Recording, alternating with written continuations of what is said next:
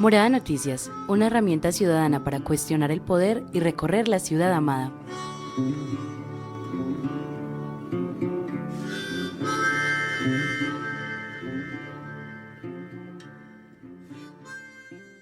Bienvenidos y bienvenidas a la última emisión de la semana de Morada Noticias. Hoy es viernes 5 de junio de 2020 y estoy aquí, Laura Bayer, para darles de nuevo un caluroso saludo en esta tarde de viernes. La Comuna 2 de Medellín, Santa Cruz, sigue siendo noticia por sus medidas tan estrictas de confinamiento que no solamente carecen de atención integral según sus habitantes, sino que hay múltiple militarización del territorio. Afortunadamente, Morada Noticias tiene allí a un editor de ciudad, a Andrés, quien nos va a explicar hoy qué es lo que está pasando en su comuna. También les tenemos avances informativos de lo que está sucediendo con la Petar de Bello. Gracias a una tutela ya no la van a cerrar temporalmente. Y en esto no están de acuerdo, por supuesto, los vecinos del sector y el inspector que ordenó su cierre temporal. Suceso muy curioso, ayer en Medellín una mujer parió a su bebé en una patrulla de policía, estaba capturada por hurto. Y también la clínica León 13, que es operada por la IPS universitaria, nos presenta la posibilidad de su cierre en medio de esta pandemia por una crisis financiera que viven desde el 2018. A Morada Noticias le preocupa lo que pueda pasar con los adolescentes de esta ciudad y más en esta cuarentena. Por eso no hemos dejado el cubrimiento de lo que sucedió en el programa Escuela Entorno Protector de la Secretaría de Educación de Medellín, que alrededor de 66 profesionales psicólogos se quedaron sin trabajo por el incumplimiento de unas metas que no tienen mucho que ver con la atención psicosocial y la intervención en los territorios. Hoy tendremos la oportunidad de escuchar las denuncias en la misma voz de ellos y también en nuestros datos para combatir al poder. Seguimos hablando de temas nacionales que tienen que ver con la pandemia. En nuestra segunda parte del programa les presentaremos en nuestra conversación de Arte, Ciudad y Amar la entrevista de los editores de Ciudad con Laura Mora, la directora de Matar a Jesús. Espero que se encarreten con Morada Noticias hoy y saludo a mi coequipera en esta mesa de trabajo, Yurani Alzate, reportando desde Barbosa. A Juan Pablo Pineda le mandamos saludos. Infortunadamente no nos acompaña su voz hoy porque está enfermo, pero le deseamos una pronta recuperación. Yuri, buenas tardes.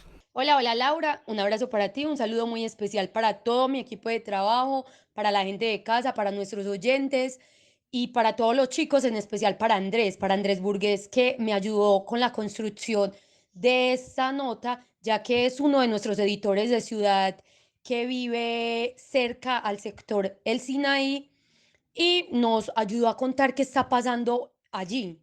Los pelados aquí están es que se agarran con los policías, con todos, porque la verdad ya están estresados con el genio de ellos. Uno aquí hace como lo que más pueda, como por colaborar también a la ciudadanía, pero es que muchas veces ellos tampoco se manifiestan haciendo lo correcto. Los habitantes del sector El Sinaí, Comuna 2, Santa Cruz, siguen rechazando las medidas de improvisación que, según lo establecen, se han tomado desde la alcaldía para atender la crisis que se vive a causa de la pandemia. Por eso, mediante una mesa de concertación entre la comunidad, la institucionalidad y organizaciones sociales del sector, se pactaron unos acuerdos para que haya un acompañamiento integral y no solo de la fuerza pública. Juan Fernando Zapata, integrante de la corporación Convivamos, nos dijo que las alertas tempranas que vienen emitiendo desde el 22 de marzo son porque consideraban que las medidas para los barrios populares necesitaban un trato diferencial especial. Además, nos habló de lo acordado en la reunión. Después de que se dio el toque de queda, varias personas salieron a manifestarse inconformismo con lo que estaba pasando, con la falta de ayudas económicas, de alimentación, en fin, a tal punto que la alcaldía se vio necesidad de abrir la apertura, pues generar apertura para sentarse a hacer una mesa de negociación. Producto de esa mesa de negociación salió unos acuerdos que fueron, digamos, firmados, básicos, sencillos, pero muy significativos para la gente, donde estaban pidiendo cosas como mejoramiento del paquete alimenticio, que se bajara un poco la cantidad de fuerza pública, que saliera el ejército, que saliera el ESMAD, que les permitieran tener acceso a cosas como de aseo básicas que no tenían y que no podían conseguir porque no podían salir del barrio. En fin, como una serie de cosas elementales, pero muy significativas para el territorio. Zapata también nos contó que le están exigiendo a la alcaldía la presencia en la mesa de derechos humanos que se está formando en el Sinaí. El barrio tiene la mayoría del Sinaí Sinaí, que ha estado pues como pendiente de lo que está pasando, incluso estuvo sentada en la mesa de concertación. Pero además hay como varias cosas que se están moviendo. Se está conformando una mesa de derechos humanos, acompañada por organizaciones de derechos humanos de la ciudad, pero también donde se pide la presencia de personería, de Defensoría del Pueblo y sobre todo de las mesas de la mesa y la red de derechos humanos de la comuna, por un lado. Por el otro se está también planteando la interlocución a través del sistema de alertas tempranas de Medellín, que es como un mecanismo institucional que ya habíamos activado, y también como ir mirando cómo se trabaja desde ahí. El mecanismo nos permite interactuar con responsables de las diferentes secretarías que harían presencia en el operativo, pues para poder responder como a cosas básicas de alimentación. Santiago Palacio, habitante del Sinaí, habló acerca de lo que se ha y no cumplido por parte de la institución después de 3 días que se firmaron los compromisos. Nosotros habíamos llegado a un acuerdo con la alcaldía, que era que dejaran salir a los trabajadores ambulantes, porque pues muchos de acá del barrio pues trabajamos ambulantes y era para sustentarnos. Pues uno de esos de los que se está cumpliendo era que las personas pudieran salir con pico y cédula normal, porque pues así las personas tuvieran pico y cédula no podían salir del barrio, no lo salían a hacer pues las gestiones que tenían que hacer por otros lados. Entonces ya normalmente se pueden salir cuando tengan pico y cédula normalmente. Ese fue uno de los que ya se dio. Dijeron que iban a estar dando unas ciertas dotaciones, pero esas dotaciones no se las han repartido a todo el mundo, entonces ya la gente está volviendo como a poner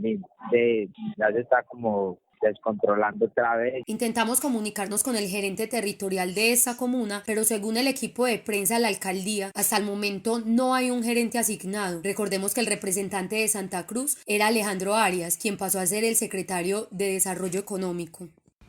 Yo a veces no entiendo las cosas con esta alcaldía, muchachos, porque eso de las gerencias territoriales pareció ser un gran anuncio cuando fue noticia, pero a la hora de verificar si funcionan o no, pues ahí está la respuesta que nos dan. Gracias de nuevo, Andrés Burgués, por ayudarnos a construir la reportería de esta historia. Y Yuri, ahora actualízanos por favor a mí y a los oyentes de qué pasó con la orden de cierre de la PETAR, de la planta de tratamiento de Bello. Después de una reunión que se realizó ayer 4 de junio, luego de la suspensión impartida por la Inspección Primera de Bello a la planta de tratamiento Aguas Claras por malos olores y a la que asistieron representantes de la comunidad afectada, el inspector de policía, Aguas Nacionales, el Consejo Municipal y representantes de Empresas Públicas de Medellín, EPM, se suspende la medida temporal de cierre de operación que estaba fijada para hoy viernes 5 de junio de 2020 desde las 8 de la mañana. Según lo indicó EPM, se logró una concertación para revisar los compromisos adquiridos por Aguas Nacionales, con el propósito de continuar con este proceso de estabilización de la planta de tratamientos de aguas residuales Aguas Claras y avanzar con el plan para el control y la eliminación de olores. Sin embargo, conversamos con Juan Sebastián Montoya, el inspector que ordenó el cierre de la PETAR, quien nos dijo que no se acordó nada, que las directivas de EPM solo llegaron con un fallo de tutela que reversaba su decisión. No se pactó nada. Ellos pusieron una tutela y un juez suspendió el acto administrativo de suspensión de la actividad.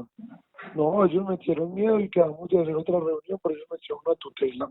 Fue básicamente eso. No hubo pues como nada de fondo. Yo creo que ya no va a reunión porque como ellos metieron la tutela y el juez les dio la medida temporal de suspender mi acto administrativo, no creo que haya reunión.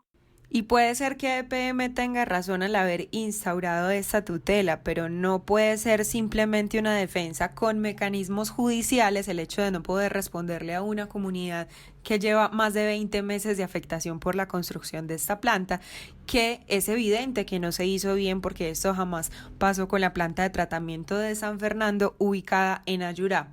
También hay una historia, Yuri, que es noticia en Medellín y que quiero que vos y yo conversemos un poquito, y es el hecho de la mujer embarazada capturada por hurto por la Policía Metropolitana del Valle de Aburrá en el barrio Santo Domingo. Resulta que tenía 9 meses de embarazo y rompió fuente en la URI de Medellín, algo que se llama Unidad de Reacción Inmediata y que básicamente es donde pueden la policía hacer detenciones, asegurar personas, mientras por supuesto se resuelve una situación judicial. Allí la mujer rompió fuente y entonces la tuvieron que trasladar hacia un hospital, pero terminó dando a luz en la patrulla de policía. El nacimiento de su bebé fue atendido por un uniformado Y luego esta chica de 25 años quedó en libertad, aunque tiene antecedentes por conductas delictivas similares. Básicamente, ¿qué fue lo que hizo? Robó cosas de un supermercado, más o menos avaluadas en 240.000 pesos, y la policía misma la sorprendió haciéndolo en lo que se llama flagrancia en el derecho. Yo quiero preguntarte a vos, Yuri, ¿qué te parece esto? Porque a mí lo que me da para especular, aunque no conocemos a la mujer, aunque tampoco sabemos la noticia de fondo, es que pudo haber tenido hambre. Pudo haber tenido hambre, por eso pudo haber robado. Además era un supermercado y bueno, estaba en embarazo, muy teso, además tener que vivir esta situación en sus condiciones. Pero al mismo tiempo, no justificamos la conducta delictiva. ¿Qué me decís vos? Laura, como usted lo dice, yo tampoco justifico pues la conducta delictiva, pero sí me pongo a pensar en las razones que tuvo esta mujer para ir precisamente a hurtar comida. Es que estaba hurtando era comida. Y no estoy resaltando esto, solo que con lo que usted me cuenta, Laura, me recuerda mucho a la entrevista, a lo que nos va a decir ahora Laura Mora en la entrevista, y es que siempre nos hemos dedicado a juzgar al victimario, siempre nos hemos dedicado a juzgar a, a las diferentes acciones que hacen las personas, pero no nos preguntamos qué hay detrás de cada una, qué hambre hay, qué situación hay, cuánta familia tienen, cómo se encuentran. Si nos preguntáramos eso, quizás muchas personas no estuvieran acudiendo a estos actos delictivos. Yuri, también ayer supimos que cerca de 3.300 empleados de la IPS universitaria están sin pago. ¿Qué está pasando en la León 13? La clínica León 13, operada por la IPS universitaria, advirtió que existe la posibilidad de cerrar en medio de la pandemia por una crisis financiera que viven desde el año 2018. Según lo expusieron las directivas de la IPS, durante mayo se presentaron pérdidas de 12.000 millones de pesos y hasta el momento 3.300 empleados, de los cuales aproximadamente el 76% son mujeres cabeza de hogar, no han recibido sus salarios correspondientes. La entidad espera recibir recursos a más tardar hoy 5 de junio, porque de lo contrario, este fin de semana estarán anunciando que no podrán recibir más pacientes. Germán Enrique Reyes Forero, presidente de la Asociación Médica de Antioquia, habló acerca de los motivos de la liquidez que tiene la IPS. La plata le están dando a cuentagotas y le está creando un déficit permanente y no tiene liquidez en este momento, lo que lleva a que se atrasen el pago de los proveedores, pago de nómina, y el gobierno, en lugar de poner atención a esto, que no es solamente la IPS universitaria, muchas entidades de salud, el gobierno, en lugar de obligar a las EPS para que paguen, lo que pasa es que les da más plata. El último giro que hizo el gobierno a las EPS fue de 5.7 billones de pesos. Esas EPS le deben en el país cerca de 20 billones de pesos a la red pública y red privada prestadora de servicios de salud. Las EPS, que son las que tienen la plata, no pagan las deudas, no pagan las facturas. Entonces así ha creado la crisis de falta de liquidez a las instituciones y concretamente a la IPS universitaria. También se dio a conocer que en la clínica se llevan a cabo 1.100 cirugías al mes, se promedia una atención mensual de 6.000 pacientes en urgencias y se tienen 650 camas de hospitalización, de las cuales la mitad están reservadas para la atención de la pandemia, por lo cual se agrava la situación financiera. Por lo anterior, Reyes expresó su preocupación por no haber obtenido una respuesta ante los llamados desde el gobierno nacional, departamental y municipal. Entendemos la situación de la gerente y de la universidad y muy preocupado porque no hay cómo pagar a la gente, hay gente que vive de eso nomás. Vea, el gobierno nacional es de puros anuncios. Sí, el gobierno nacional habla todos los días por televisión, pero son puros anuncios. Y el gobierno departamental y municipal están entretenidos con las estadísticas. Lo único que hablan es de estadísticas. O sea que uno anuncia y el otro cuenta. No, estamos muy preocupados porque no ha habido una respuesta clara, concreta y contundente. Para María Victoria Jiménez Salazar, presidenta de la Asociación Nacional Sindical de Trabajadores y Servidores Públicos de la Salud y Seguridad Social Integral y Servicios Complementarios en Antioquia, el principal desbalance económico se da por el no pago de las EPS a la institución. Y claro, como con el no pago de las EPS, como de todas maneras la IPS universitaria tuvo que contratar muchísimo personal porque estamos hablando de hospitales grandes como fue Puerto de Río, como Apartado. Esto les creó un desbalance económico gigante, que en esa época sonaba que la IPS universitaria entonces le iban a cerrar, que no tenía recursos y bueno, cayó en lo mismo de la salud como tal, pero se han encargado de esos hospitales privados que eran públicos, ¿cierto? Y claro, y obviamente sus otras acciones como IPS universitaria ya no está alejada del no pago de las EPS, esas carteras tan altas que se producen, pero a la IPS universitaria el principal desbalance económico se lo cogió fue haber cogido esas empresas que eran públicas, esos hospitales que eran públicos que volvieron a ser privados, porque la sentencia sí lo dijo, que eso lo había expropiado el Estado. Sabemos que es difícil decidir para vos en las actuales circunstancias, quedarte para cuidarte o salir para lograr el sostenimiento de tu familia. Protégete y protégelos. A donde vayas, pide ayuda con las medidas de protección necesarias. Conserva la distancia y el sumo cuidado en el tratamiento de alimentos y bienes comerciales.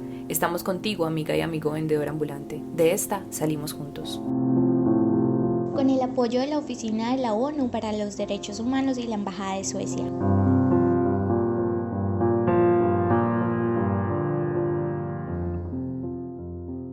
Morada Noticias se une con esta cuña y más recursos sonoros a esta campaña de la Oficina de Derechos Humanos de la ONU.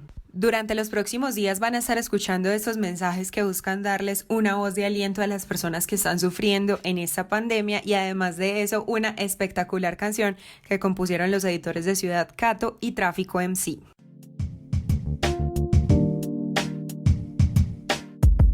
Un minuto de vida, porque nada justifica el homicidio. A esta ciudad lo que le hace falta es un minuto de vida, algún día, cada hora, con sus 60 minutos. Ayer jueves 4 de junio de 2020 no se presentaron homicidios en Medellín. Sin embargo, en lo que va del año hemos perdido a 156 personas a causa de la violencia homicida. 156 seres amados que le están haciendo falta a alguien o a varias personas que tenían familia, que tenían amigos, que tenían sueños y miedos como vos y como yo. En lo que va del año también las únicas comunas de Medellín que no han presentado homicidios son en realidad dos corregimientos, el corregimiento 50, San Sebastián de Palmitas, y el 90, Santa Elena. De resto, todas las comunas de Medellín y los otros 3 corregimientos han presentado al menos un caso de homicidio al año, exceptuando la comuna 14, El Poblado. Por estas 156 personas asesinadas, especialmente por Miguel Ángel Marín Arango, nuestro Migue, que nos hace falta cada día de este año, dedicamos un minuto de vida porque nada justifica el homicidio.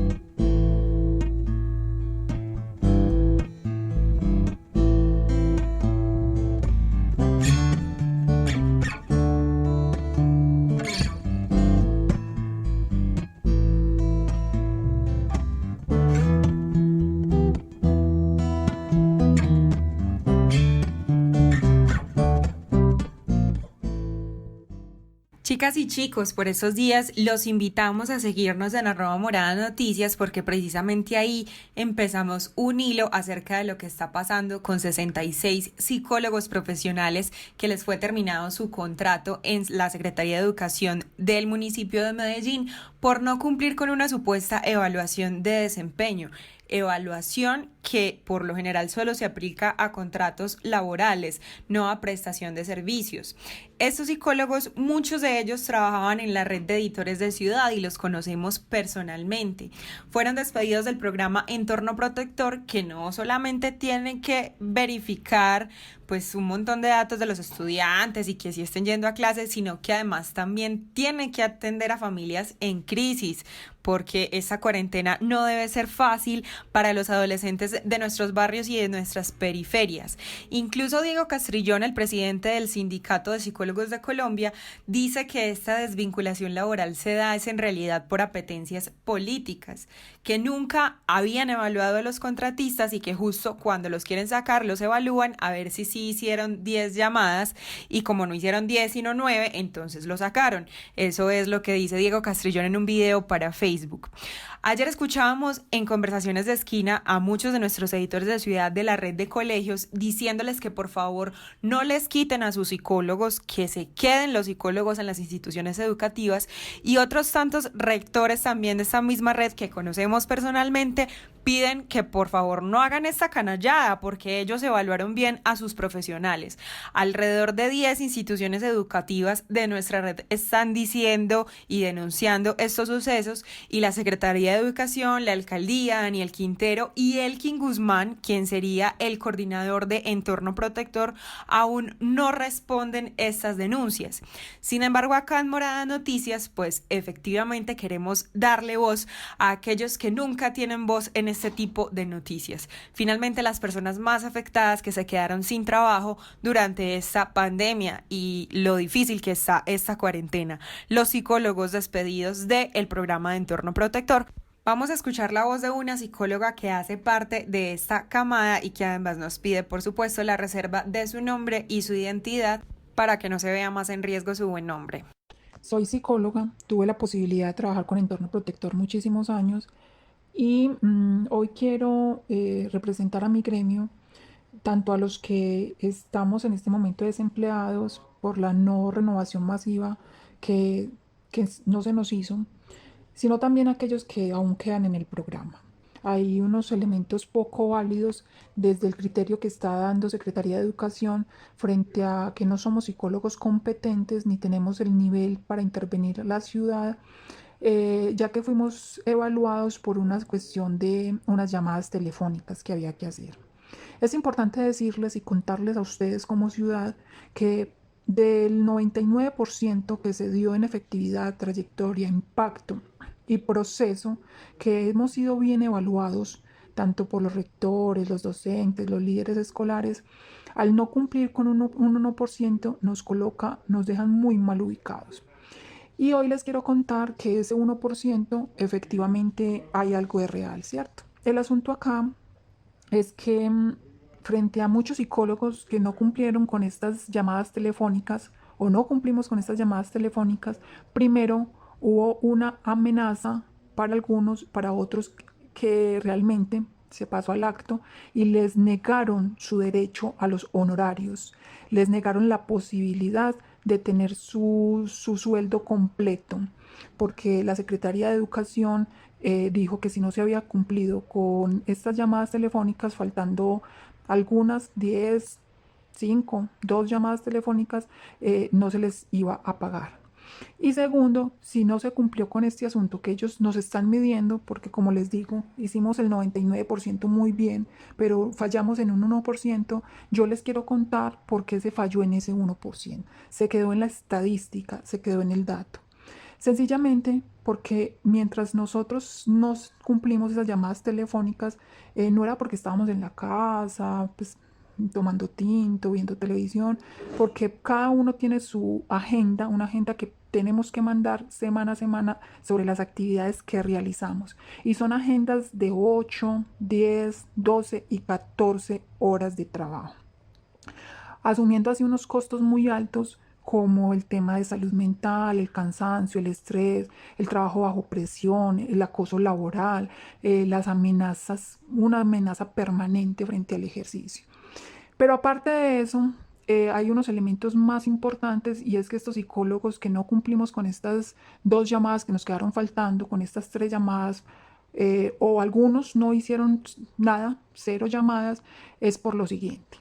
Aquellos que no hicieron ninguna llamada y que lo sacaron fue sencillamente porque tenían una licencia o una incapacidad. Díganme ustedes cómo una persona incapacitada va a cumplir con unas metas que se piden. Como una persona que tiene una licencia y que le han quitado, le han cortado su contrato, le siguen pidiendo unas metas. Además, es importante también saber que las personas que no cumplieron con este indicador es porque estaban en otras situaciones que son de proceso, de trayectoria, a nivel de una intervención situada y contextualizada que hacemos en las instituciones educativas, porque eso es lo bonito que ha tenido el programa Escuela Entorno Protector, que ha cuidado los procesos. Entonces, mientras no se hacían estas llamadas, era porque este psicólogo o estaba haciendo una situación o estaba atendiendo una situación en crisis, o estaba brindando una asesoría y una asistencia técnica a docentes frente a cómo generar unas rutinas de trabajo en tiempos de emergencia social, o estaba haciendo una contención a familia que está en un conflicto doméstico, que está en una violencia intrafamiliar, o está haciendo una activación de ruta por asuntos que se están presentando de ciberacoso en estos tiempos de pandemia, donde las relaciones se están dando a través de las redes sociales, o sencillamente estaba haciendo un tema de contención frente al cutting que se nos está disparando a nivel de ciudad, o frente a una situación de ideación suicida como lo estamos viendo en las etapas de desajuste en este momento.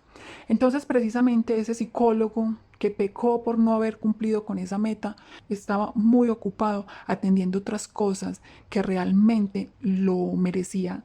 Hay algo que es mucho más complejo, y es que aparte de que se deja a 70 psicólogos aproximadamente en un asunto de desempleo, en un tiempo tan difícil, que sabemos que estamos en un tiempo muy complejo, empiezan a dañarnos el buen nombre, empiezan a decirnos que somos incompetentes, que no somos innovadores, que no estamos a la altura de la ciudad, que no tenemos elementos ni herramientas.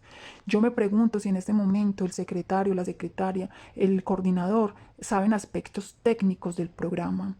Si acá podríamos hacerle una evaluación, preguntarles cosas que inclusive nosotros nos evalúan.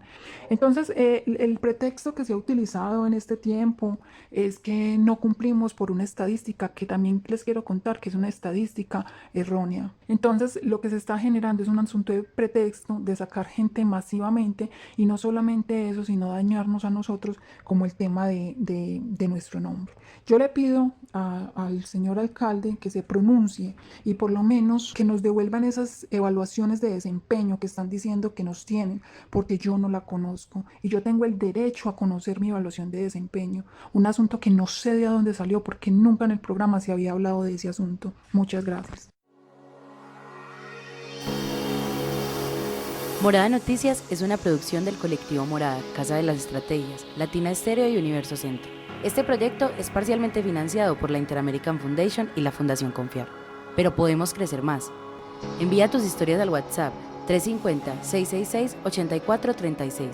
Comparte nuestro contenido o escríbenos a noticias@morada.co si te gustaría sumarte a nuestros patrocinadores.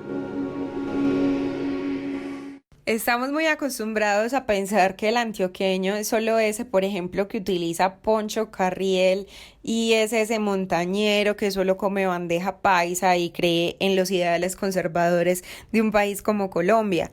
Pero nunca pensamos, por ejemplo, en la región del Urabá y la conexión que tenemos con el departamento del Chocó. Por eso es importante lo que nos viene a contar Juan José Velázquez Solarte a continuación en la magia de la edición de este podcast y de los numeritos, de los datos. Juanjo, buenas tardes.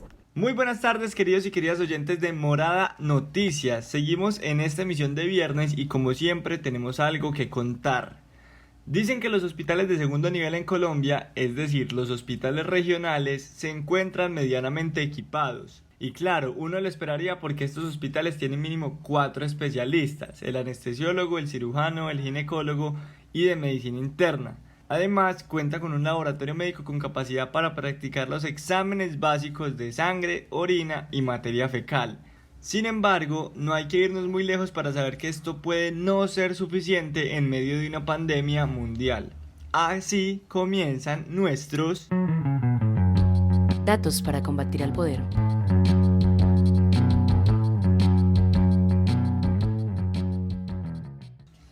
De acuerdo con el periódico El Espectador, apenas luego de 43 años de operaciones, el Hospital San Francisco de Asís, de segundo nivel y regional de Chocó, recibió por primera vez una dotación de camas en la unidad de cuidados intensivos UCI.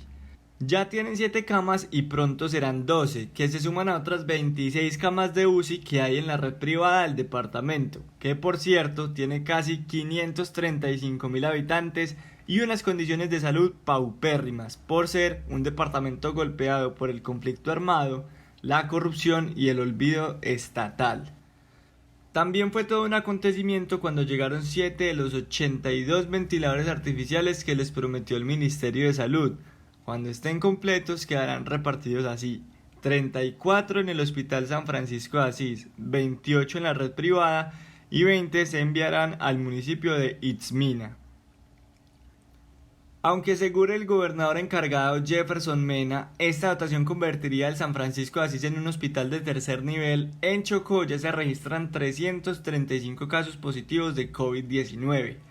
De esa cifra, 4 están hospitalizados, 5 están en UCI, 61 se recuperaron, 14 perdieron la vida y 251 personas están aisladas en casa, según el Instituto Nacional de Salud. ¿Ustedes se imaginan qué llegará a pasar si esas 251 personas llegan a necesitar una cama? Por lo que ha logrado esta pandemia es que vemos con mucha más claridad precariedades del sistema de salud en Colombia. Para darles contexto, en el país existen 4 niveles para los hospitales. El primero, el más básico, cuenta con médicos generales para la atención de consultas y no hace cirugías. Eventualmente presta servicio de odontología general. El segundo ya se los explicamos, y los de tercer nivel son llamados hospitales de referencia o altamente especializados. A ellos llegan los pacientes remitidos de los hospitales regionales. El tercer nivel tiene un gran número de especialistas: cardiólogos, dermatólogos, psiquiatras, neurólogos y nefrólogos.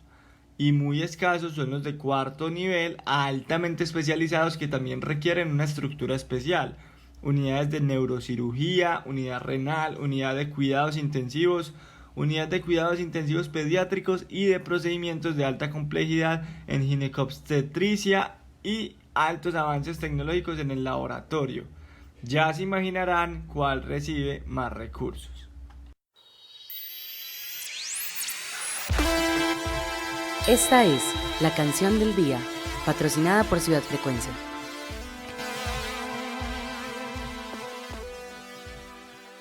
Oye, genérica, bonitos, producción, cantadora, Big Melao, Las Plasco. Ojos de miel, chica linda, mirarte me parece bien, me parece bien, me parece. Ojos de miel, chica linda, mirarte me parece bien, me parece bien, me parece. Ojos acaramelados que penetran en mi retina. Mujer divina, diva de ensueño. Quiero ser dueño de tus besos, adivina. Cuando me miras, lees mis pensamientos. Tú encantas como la hada de un cuento, portadora de encanto que inspira mi canto. Cúbreme con tu manto romántico, obstruye mi mirada cuando esté distraído, aceleras mis latidos. Ojos de miel, me parece bien. Ojos de miel, me parece muy bien. Ojos de miel, chica linda, mirarte me parece bien, me parece bien, me parece. Ojos de miel, chica linda, mirarte me parece bien, me parece bien, me parece. Cuando veo tus ojos, veo una lluvia de estrellas. Cuando tú me miras con esos ojos de doncella, mi princesa que está encerrada en la torre de su belleza. En el corcel de mis latidos rescataste es mi proeza.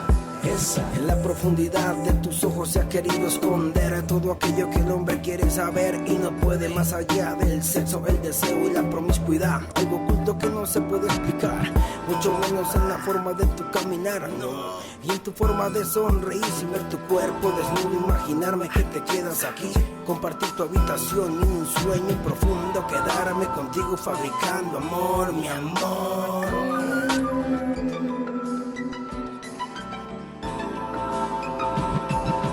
Ojos de miel, chica linda, mirarte me parece bien, me parece bien, me parece. Ojos de miel, chica linda, mirarte me parece bien, me parece bien, me parece. Ojos de miel, chica linda, mirarte me parece bien, me parece bien, me parece. Ojos de miel, chica linda, mirarte me parece bien, me parece bien, me parece. Me parece bien, me parece bien. parece bien, ey. Tus ojitos me parecen bien, bien. Chica linda, mirarte me parece bien. Me parece bien mirarte ojos miel. Ojos de miel, chica linda, mirarte me parece bien. Me parece muy bien. Oye, ojitos bonitos, desde Genérica Producciones, unas Blasco, Big Melao, Archie, le ponemos droga, oye. Genérica Producción de la calle, Medellín, Colombia. genérica, pa'l mundo, pa'l mundo.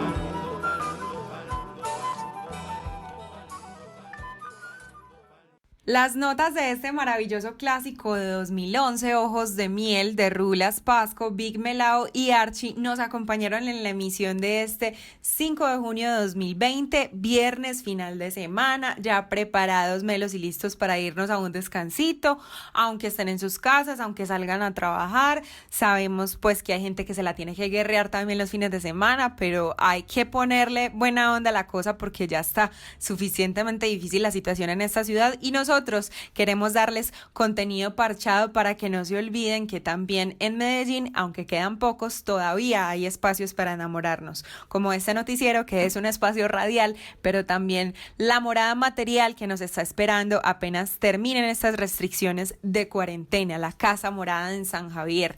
Desde ahí se produce este noticiero y en el episodio de hoy les contábamos lo que está pasando en Santa Cruz, que allá tenemos reporteros adolescentes contándonos de la militarización de la comuna y de cómo no los atienden en otros aspectos. Se necesita también inversión social, alcalde. Además, reportando desde Bello qué es lo que pasa con la planta de tratamiento Aguas Claras, la PETAR, que alrededor de 20 meses atrás ha generado olores muy molestos para sus vecinos y ellos necesitan soluciones. Por eso un inspector del municipio de Bello decidió cerrarla temporalmente, pero EPM entuteló esta decisión y ya no se cierra.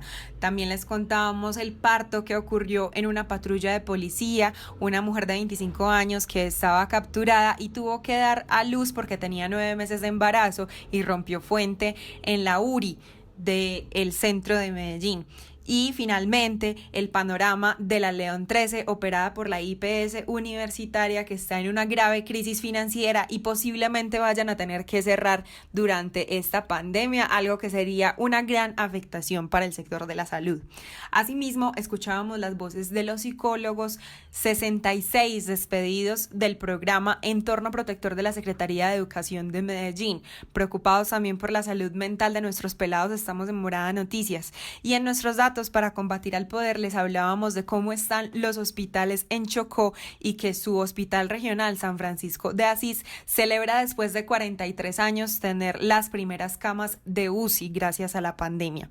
Todas esas historias y las noticias que contamos diariamente para ustedes de lunes a viernes a las 12 del mediodía las pueden escuchar cuando quieran, la emisión del día que quieran, porque todas están alojadas en nuestro mixcloud.com/moradastereo, nuestro canal de podcast. También subimos todos nuestros podcasts, todos los archivos de este noticiero a YouTube y a la fanpage de Morada Colectivo, que también ahí les dejamos un videíto con algunas de nuestras fotos, en tanto podemos volver a la cabina de Morada Estéreo, así que por favor escuchen, compartan y cuéntenle a la gente que existimos, porque sabemos que contamos Medellín de una manera más amable, pero también más crítica. Estamos en Twitter como @moradanoticias y a continuación nuestra conversación de arte, ciudad y amar. Los editores de Ciudad se juntan en esta cuarentena y en la virtualidad para entrevistar a algunas personalidades de Ciudad que hemos estado pasando y ustedes oyentes han podido conocer su voz los lunes y los viernes, que son nuestros programas especiales de entrevista. En el episodio de hoy les presentamos la voz de Laura Mora, la directora de Matar a Jesús. Conversación de arte, ciudad y amar.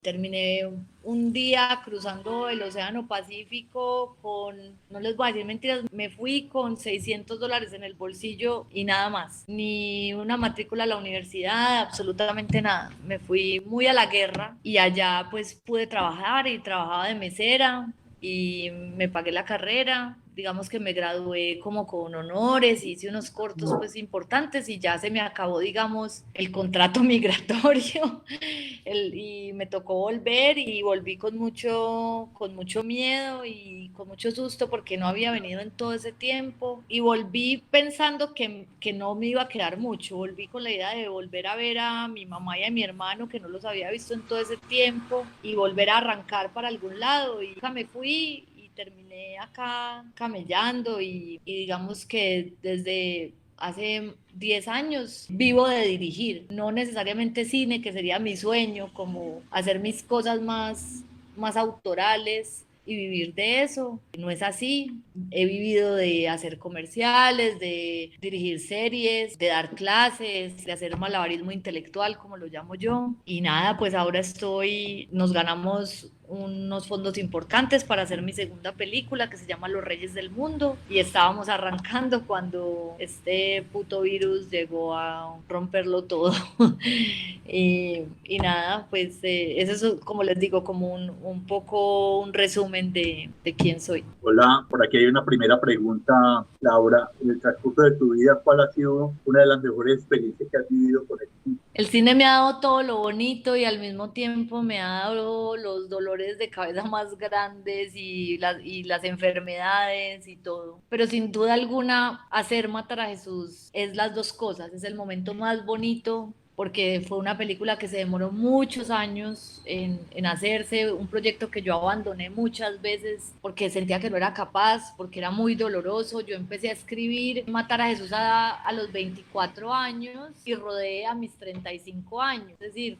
fueron casi 11 años pedaleando con ese proyecto, 11 años también donde mi reflexión fue creciendo y ojalá profundizándose sobre las cuestiones de las que quería hablar. Entonces hacerla sin duda es un momento muy especial. Ahora, tengo que decir que si me dicen como una anécdota particular con el cine, creo que cuando presentamos la película por primera vez en el Festival de San Sebastián con mis actores, que era la primera vez que ellos veían la película y además pues tuvimos una reacción del público muy inesperada, además para un director mostrar su película frente a y mucho más en un festival que es el tercer o cuarto festival más importante del mundo con un público muy exigente, pues se podrán imaginar los nervios que es eso y en el momento en que se prenden las luces, ver a todo un teatro de 300 personas ponerse de pie es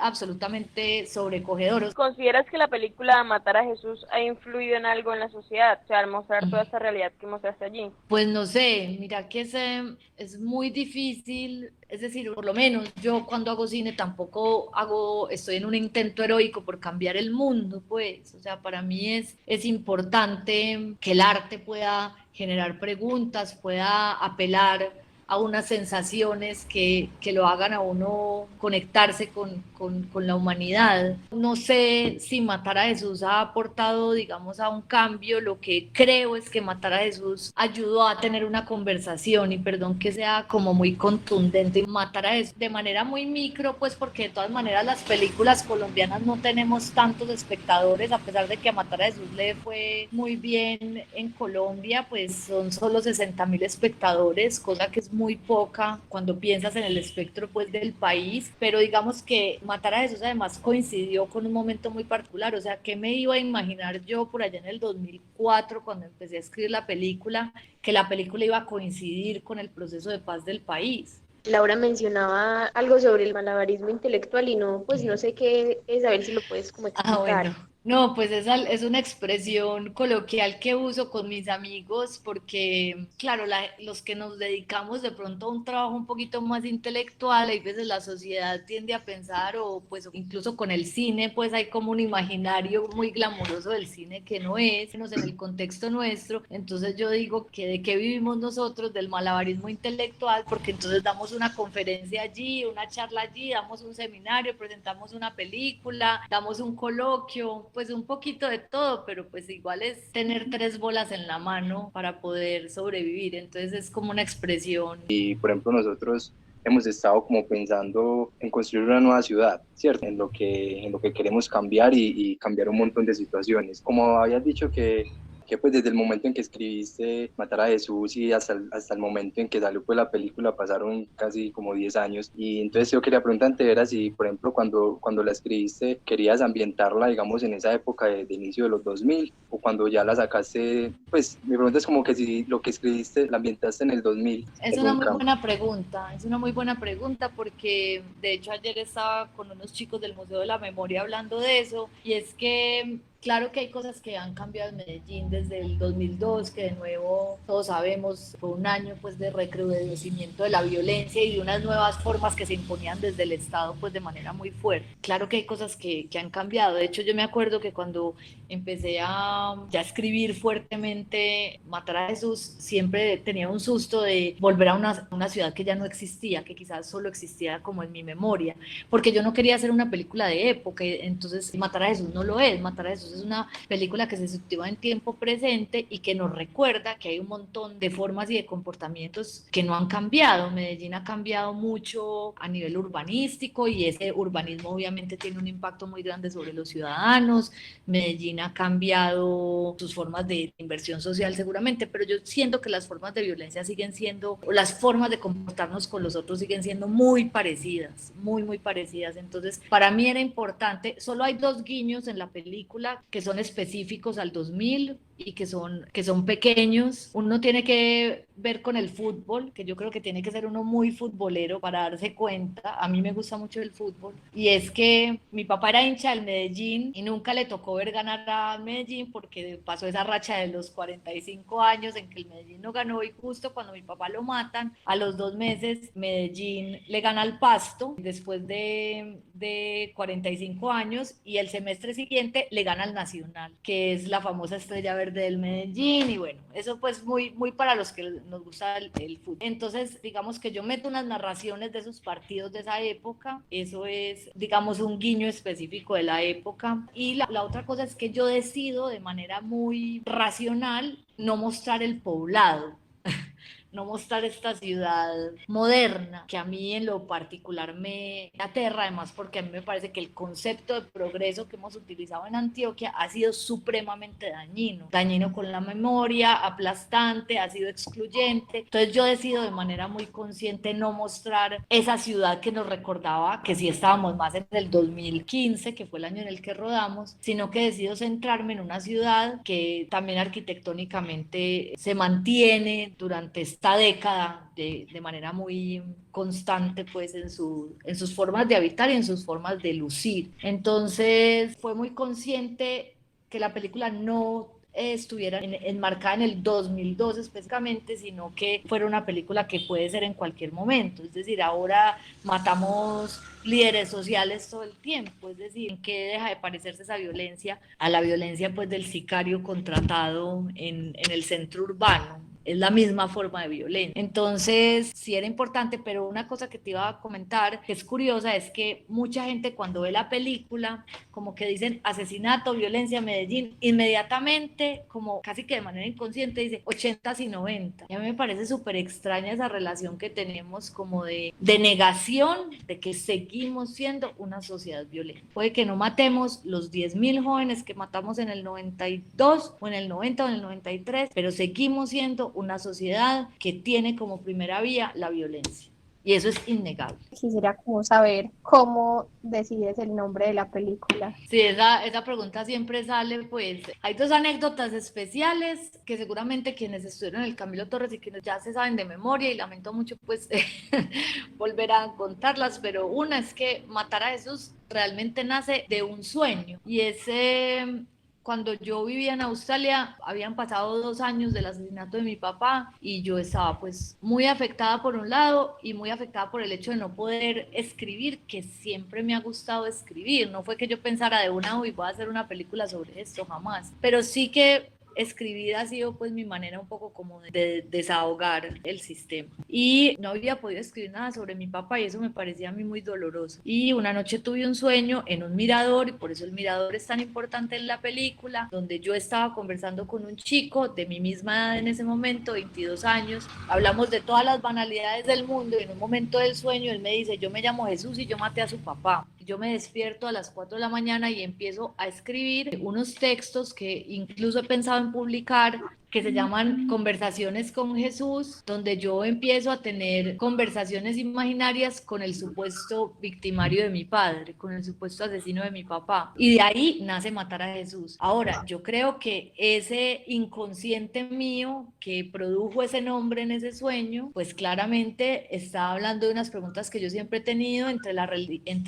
relación de la religión y la violencia en Medellín, de cómo también esa religión católica ha amparado también ciertas formas de violencia, porque como la justicia no opera, entonces que me juzguen arriba, entonces pierdo cualquier responsabilidad sobre mis actos, y pues una crítica clara pues a ese Estado que dice ser laico pues y no lo es del todo. Ahí estaba el nombre le dio mucho susto a los productores, y mucho más en un país tan católico como Colombia, tenían mucho miedo de salir con ese título, pero para mí no había posibilidad pues de cambiarlo. Y esa decisión pues uno la cobra después, que hay mucha gente que no quiso ver la película por el título, pero bueno, pues cada cual yo soy muy respetuosa como de las creencias. Es una película que sí plantea esas preguntas, obviamente. Hay un chico absolutamente católico que canta la novena en su casa y que sin embargo es capaz de matar al otro. Todo eso de la búsqueda vengativa que todos esperábamos de ella por el asesinato de su padre, ¿por qué el final tan romántico? Para mí el final no es romántico, para mí el final también tiene que ver con una postura ética, ¿cierto? O sea, para mí, yo durante la escritura de Matar a Jesús maté muchísimas veces a Jesús, ¿cierto? Y creo que por eso mismo abandoné el proyecto tantas veces, porque mi postura como ser humano y también como un homenaje al Padre, porque sin duda Matar a Jesús también es una carta de amor a mi papá, no hubiera sido lógico, digamos, para mí que ella ejerciera la violencia. Ahora, hay mucha gente que le gusta romantizar con un abrazo, entonces hay un momento que es muy hermoso de ellos en el que ellos se abrazan y el mundo desaparece alrededor, y mucha gente quiere pensar que entonces se enamoraron, y mucha gente quiere asumir que ella no lo mata por eso. Ya ahí no hay ningún tinte de romanticismo. Para mí ese momento del abrazo es un momento y que decido que la gente desaparezca. Para mí como autora, la decisión de crear un poco este animal de dos cabezas, que cuando uno ve ese abrazo, eso es lo que ellos crean, se vuelve como un solo cuerpo con dos cabezas, que son las dos caras de esta tragedia, visibilizadas en un par de jóvenes, y el mundo desaparece porque ellos son víctimas de ese mundo, ellos son víctimas de esa historia. Si esa sociedad violenta no los hubiera atravesado, ellos hubieran podido ser los mejores amigos, hermanos, amantes. Es un final donde ella decide resistirse a ser violenta y decide resistirse a convertirse en lo que el aparato criminal también está esperando que ella sea, y es que ella perpetúe la violencia. ¿Cómo te sientes cuando caminas por la ciudad? ¿Y cuál es el lugar que más te ha atrapado de esta ciudad? Pues como andar por Medellín es de las cosas que más me gusta, y pues claramente ahora de las que más falta me hace. Y el cine me ha permitido a mí callejear esta ciudad mucho, pero si me preguntan a mí realmente qué fue lo que me permitió atravesar esta ciudad desde muy joven y conocerla muy bien, fue la música. A mí me gustaba mucho el punk cuando era pelada. Tuve incluso una banda de punk, y los conciertos de punk, uno que hacía, montarse en un bus y atravesar la ciudad para ir a diferentes lugares a buscar conciertos. Uno siempre estaba persiguiendo conciertos, desde Castilla, San Pío, el centro, y esa era una manera de conocer la ciudad absolutamente increíble. Y yo creo que yo extraño mucho eso. Soy una nostálgica un poco de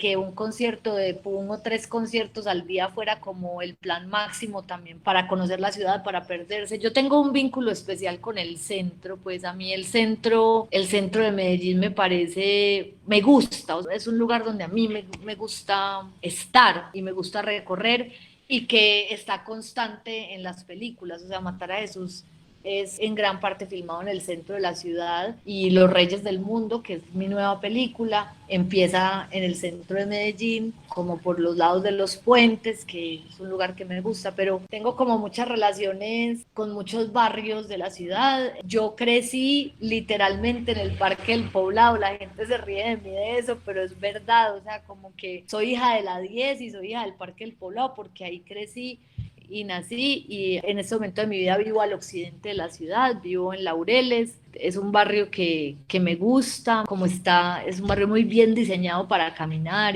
pero no, a mí me gusta andar esta ciudad y la he andado mucho, pero sí siento que el centro es mi lugar en Medellín. Que es que me parece muy, muy bonito, pues primero que todo, pues la película que haces y luego la relación que encuentro cuando me leo este texto de Kafka, que además, pues para los demás, si se lo quieren leer, pues súper recomendado, porque pues me parece una mirada, primero muy honesta y segundo, como supremamente humana sobre lo que puede ser como la parte más capilar del conflicto, digamos, en nuestra ciudad, que es pues ese encuentro entre pues Jesús, el sicario, y como la representación tuya en la película, que digamos en el libro pues el Kafka lo dice mucho mejor, pero lo que hace digamos es como un cuento entre alguien, entre un raptado que digamos es metafóricamente un simio y su raptor y que pues lo tratan mal y a él lo violentan y todo, pero en un momento el que está pues el secuestrado digamos dice como que al final no odiaba a su captor porque sentía que eran igual de humanos, solo que los dos estaban siendo víctimas de un sistema simiesco y a él le había tocado llevar la peor parte. No, y yo creo que de todas maneras los grandes escritores se han preocupado es por eso, ¿cierto? Se han preocupado por la humanidad y eso es por lo que a mí me gusta el cine, es decir,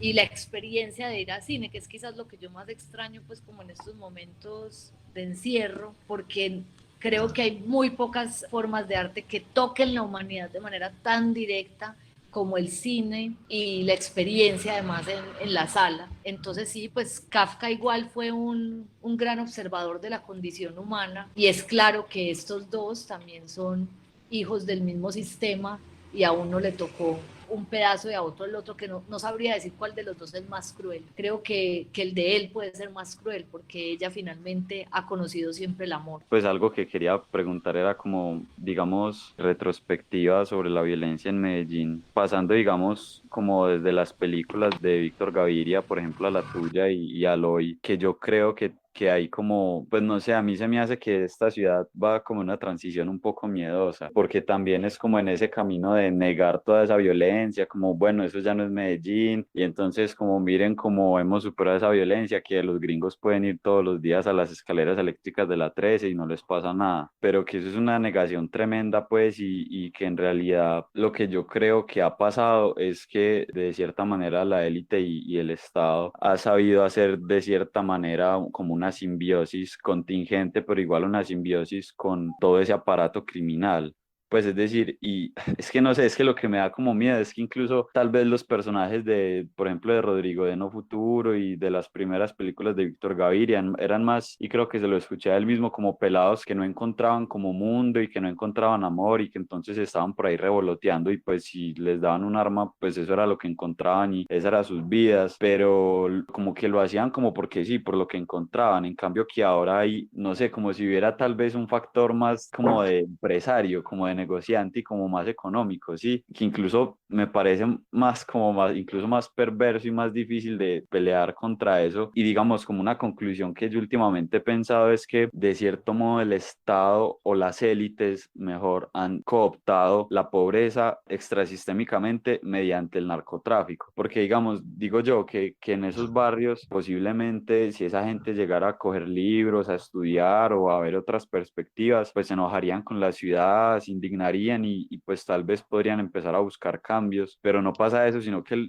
lo que les ofrecen es el negocio del sicariato y de todas estas cosas. Entonces además terminan ideologizados incluso porque entonces, y como lo retratan como en mucha música también de acá de la ciudad de rap, terminan es pensando, reduciendo sus vidas a lo que decían también ustedes un poco en la conferencia del Museo de Antioquia, la narcoestética, que es por ideología, digamos, como consumista y capitalista, como... Todo lo que dices es muy importante, muy profundo y nos podríamos pues ir mucho rato en eso. Por un lado, voy a tocar como tres cosas frente a eso. Uno, es que a mí me preocupan mucho esas narrativas como negacionistas desde el Estado. En el caso de Medellín, pues como hay una obsesión muy grande también por la imagen, por parecer, por ser una cosa hay veces que no somos, por sentir una vergüenza grandísima de lo que fuimos, que me parece más vergonzoso eso. Creo, por ejemplo, que el acto grotesco que vivimos el año pasado con el espectáculo que hicieron con la demolición del Mónaco, lo dice todo. Para mí esa es la gran metáfora como de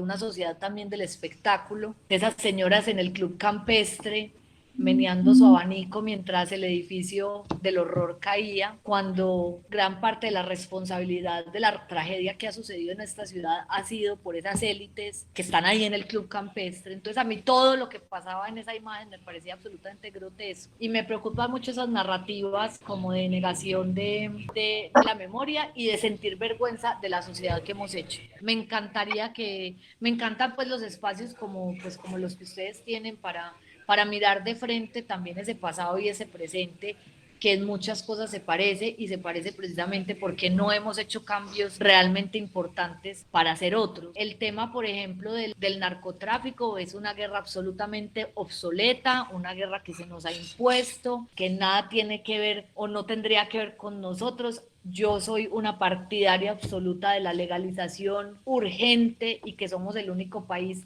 validado, además por lo que hemos sufrido la guerra, de empezar a dar esa conversación, pero pues obviamente mientras los Estados Unidos y Europa no den ese paso, pues a nosotros se nos va a negar. Y pues las dinámicas de mercado y de violencia que ha creado el narcotráfico son perversas, pero además yo siento que son el triunfo máximo del neoliberalismo, precisamente por lo que tú dices, o sea, es un deseo total de consumir, consumir y consumir, y el narcotráfico ofrece esa idea y el aparato criminal también. Entonces yo sí creo, estoy de acuerdo en lo que dices, que hay una especie como de simbiosis en el comportamiento y en la ideología de lo que las normas sociales que ha traído el narcotráfico implican, pues. Por eso a mí me da, cuando dicen es que los chicos ahora ya no quieren ser violentos, sino que quieren ser reggaetoneros, ¿cierto? Que es como algo que se ha hablado, y yo digo, pues me parece muy bien que pues cojan la opción más violenta, pero el reggaetón es absolutamente violento, y no solo por lo que dicen las letras y porque sea violento con la mujer, no, es porque el reggaetón te está vendiendo una idea de individuo y una idea de habitar y una idea de éxito que es falsa, es violenta y obedece también a unas normas de mercado que no aplican para todo el mundo y que no dejan de ser más que alimentar la máquina capitalista y de consumo. Entonces, igual ahí hay violencia, más allá de que Maluma diga una grosería o que hayan actitudes obviamente patriarcales y misóginas, que ya es horrible, es porque la idea, hablemos entonces de una reggaetonera mujer, o sea, hablemos de Karol G, o sea, también la idea que ella está promoviendo a mí me parece violenta, es tener, y cuanto más tienes, más feliz eres, y eso es lo que nos tiene acá encerrados donde estamos. Yo creo que de las cosas que más me gustó de esta película y que encuentro muy diferente a otras que el cine en Medellín ha hecho, como Víctor Gaviria o Catalina Arroyave, que esta plantea como una conversación muy fuerte con el victimario, ¿cierto? Como que esa imagen que tenemos del otro siempre violento, pero no entender su contexto y esas cosas, ¿cierto?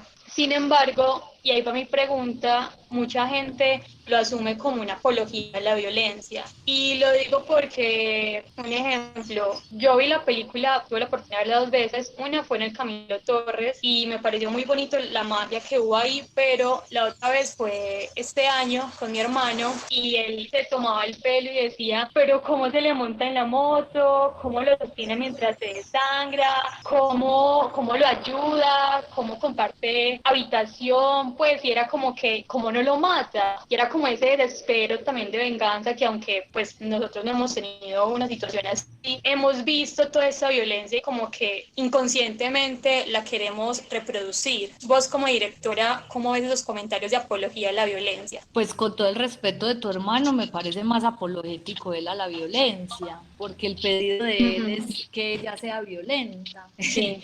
Entonces me parece que hay más apología en aquel que quiere perpetuar la violencia. Precisamente lo que hace Matar a Jesús y lo que confronta a muchos es que intenta romper el dispositivo, ¿cierto? Te rompe el dispositivo de violencia y te acerca a estar en el lugar del otro. Entonces, me parece más apologético aquel que dice por qué ella se monta en esa moto, por qué no lo mata, que aquella que decide montarse en la moto con la intención de matarlo y sin embargo tiene la valentía de transformar el dispositivo, ¿cierto? Que es un dispositivo que se le ha impuesto en su historia social, porque si algo puede ser la historia de Colombia, es una historia de venganza. Entonces eso por un lado. Por otro lado, ese también era mi ejercicio, porque yo también, precisamente por ser la mujer que he sido y lo que he vivido en mi vida, he conocido a 1000 Jesuses. O sea, hay un montón de momentos en Matar a Jesús que, a pesar de que yo no haya conocido al sicario que mató a mi papá, son muy autobiográficos, con chicos que usaron la violencia como manera de vivir y sobrevivir. Y los he conocido a muchísimos y he tenido conversaciones muy profundas y muy dolorosas, y sé que hay chicos, porque también quiero que esto quede claro, sé que hay chicos que son irredimibles, sé que hay chicos que ya están habitados por la maldad, porque la maldad también, la oscuridad absoluta también existe. Es decir, yo me aproximo a la vida, una vida de escalas de grises, no creo en un mundo maniqueo, no creo en un mundo de buenos y de malos, y por eso pude hacer Matar a Jesús, precisamente porque así es como me relaciono yo con el mundo. No voy diciendo el malo y el bueno, pero también estoy segura de que también hay personajes como los que describía Dostoyevsky en muchas de sus historias, que son irredimibles y que están habitados por el mal y que ya han cruzado al otro lado. Pero yo he conocido y he tenido la posibilidad, y he tenido amigos también que quiero, que han hecho actos que condeno y que conozco su sufrimiento también, y por eso puedo contar esta historia y por eso no perpetúo la violencia. Entonces yo creo que todas las lecturas de la película son válidas. Yo no hice una tesis de grado con una única mirada. Todo el mundo desde su lugar puede acercarse a las películas y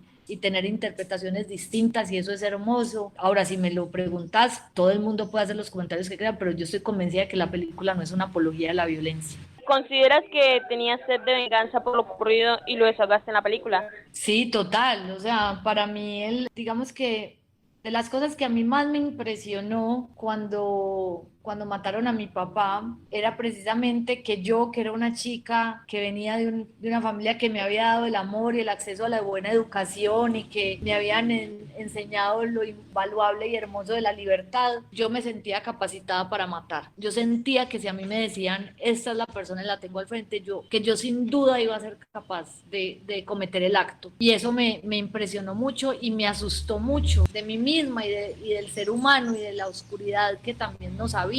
Yo no sé si ustedes han leído El corazón de las tinieblas, pero hay un punto en ese libro donde el narrador dice, nos pasamos la vida conteniendo a ese asesino, y yo creo que, digamos, esa es la labor que como sociedad no hemos hecho. Hemos dejado salir el asesino demasiado fácil. Nos ha costado mucho contener al asesino, porque al final todos lo tenemos. Entonces sí, claro que sí sentí. Y otra cosa que también en esta época que se habla tanto de perdón y de la reconciliación, a mí me parece importante que no creamos que el perdón es una cosa absoluta y que es el único lugar. Es decir, yo he dicho muy abiertamente que yo a las personas que hayan pagado por el asesinato de mi papá no las perdono. Y la verdad, chicos, y les estoy súper abierta y he sido muy abierta en muchos espacios, no me interesa perdonarlos. Tengo el cine para sublimar mi dolor y jamás haría algo violento contra ellos de llegar a saber quiénes fueron, porque me niego a ser violenta, porque me niego a convertirme como ellos. Pero yo no estoy interesada en un perdón. Y yo creo que la gente, que es un discurso también que viene mucho de la religión católica, de la cultura católica, está muy obsesionada en que tiene que existir pues como un perdón y nos tenemos que abrazar todos. Y sí, para mí es más fácil hacer una película sobre el sicario porque lo considero mucho más víctima y me reconozco mucho más en él, y en lo que decía creo que Santiago ahora, en que somos lo mismo, hijos de un Estado fallido, pero con aquel que pertenece al aparato criminal, que anda pagándole a muchachos pobres y mal educados para que vayan a pagar a otros. A mí no me interesa perdonarlo, no me interesa vengarlo, pero no me interesa perdonarlo. Esta entrevista que acabamos de escuchar de Laura Mora y otras de personalidades de ciudad como Víctor Gaviria, Alonso Salazar, José Guarnizo, están ahí en nuestro canal de Mixcloud también, mixcloud.com/moradastereo. Ahí se pueden entretener un ratito escuchando radio, la manera como hacemos radio adolescente en Morada.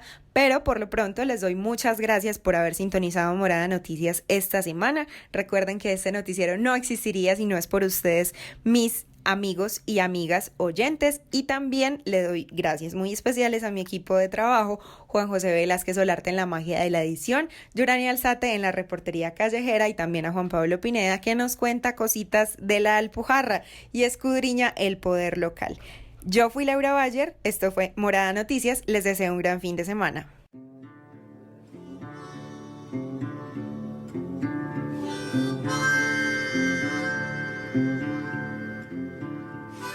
Morada Noticias, una herramienta ciudadana para cuestionar el poder y recorrer la ciudad amada.